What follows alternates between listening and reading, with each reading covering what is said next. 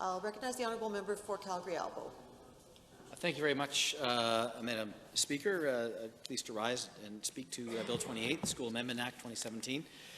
The Alberta Party Caucus will be supporting Bill 28. It is not a perfect bill, but I think it does do more certainly good than not.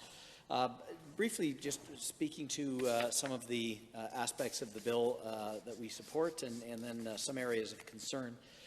The professional practice standards for principal superintendents and certificate holding central office staff, I think, is a very positive move, and I think what's especially positive about this is the grandfathering for existing people who are in existing positions.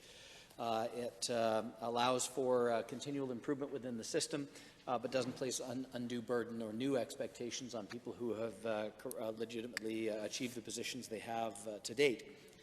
The establishment process for separate school districts as well, I think, is a result of a good collaborative process between separate and public school boards, and I hope it ushers in a new era of collaboration, which will benefit Alberta students primarily, also perhaps offers an opportunity for cost savings, and that then leads me to the school transportation and cooperative agreements.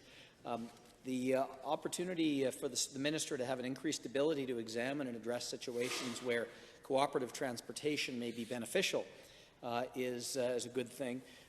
It can eliminate duplicate service and increase service levels. And I was pleased to see the minister was so clear on that point, that school boards that choose to collaborate will be treated more favourably by the minister.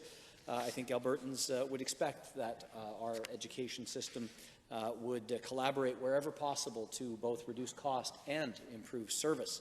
That seems like a good common sense outcome. Education service agreements with First Nations, I think, are very particularly important and very welcome. A conversation I had with the Chief and Council at Tsuut'ina Nation recently, which is adjacent to my constituency in Calgary-Elbow, they raised this issue with me, and they had some grave concerns about some of the inequities in education when Tsuut'ina students would participate in the either public or separate system, primarily in Calgary. And this, I will hope, allows the government to establish standards that will ensure that all students are treated fairly, that Indigenous students have every opportunity for a great education, be that on reserve or in partnership with off-reserve schools. The transportation walk limit, of course, it's great to see the 2.4K limit gone. I do have some questions about how exactly the new walk limit will be set. That's a tremendous amount of work to do all around the province, and for the ministry to be involved in that with each school board is going to be a long and complex process. This could very well have a knock-on effect that I hope does not have a further detrimental impact. I can tell you that many of my constituents in Calgary-Elbow, and I've heard from many, many parents in Calgary and around the province, who have real genuine concerns with how transportation has been handled. There have been some significant changes to bell times and busing and transportation within, in particular, the Calgary Board of Education, which has had a real detrimental impact on parents around the city, in particular parents of children in alternative programs. We have situations where students now as young as 10, 11 years old need to take multiple city buses plus a C-train, then cross a busy street just to get to school.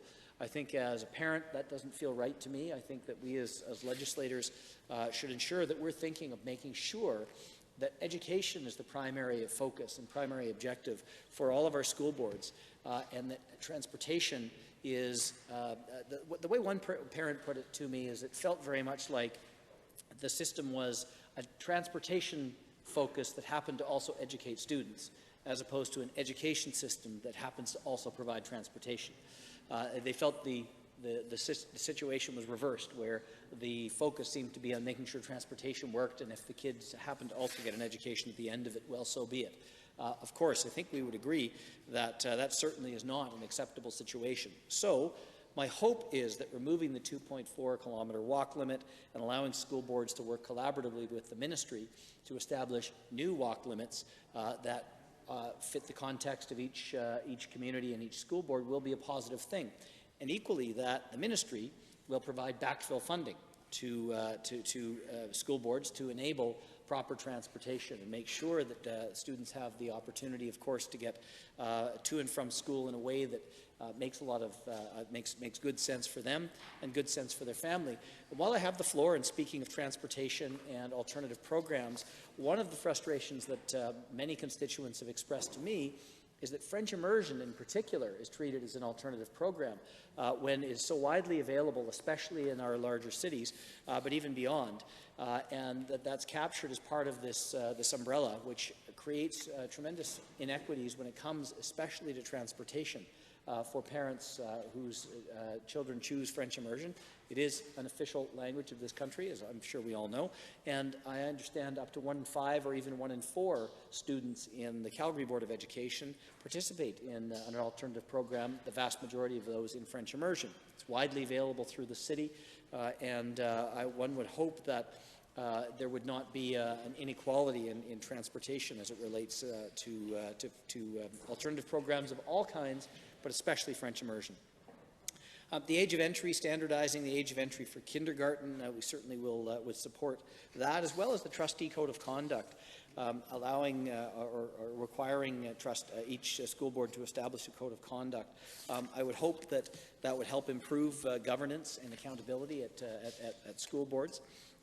And making sure that school boards are, in fact, responsive to the needs of parents and students. The good news, Madam Speaker, is that I think that is the case in the vast majority of situations amongst the dedicated trustees who serve our province.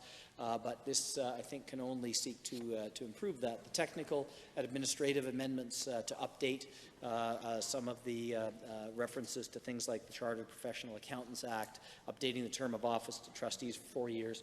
These are sort of technical amendments that also exist in the legislation that are a positive thing. So, with that, Madam Speaker, we in the Alberta Party Caucus are happy to support Bill 28 at third reading. Thank you.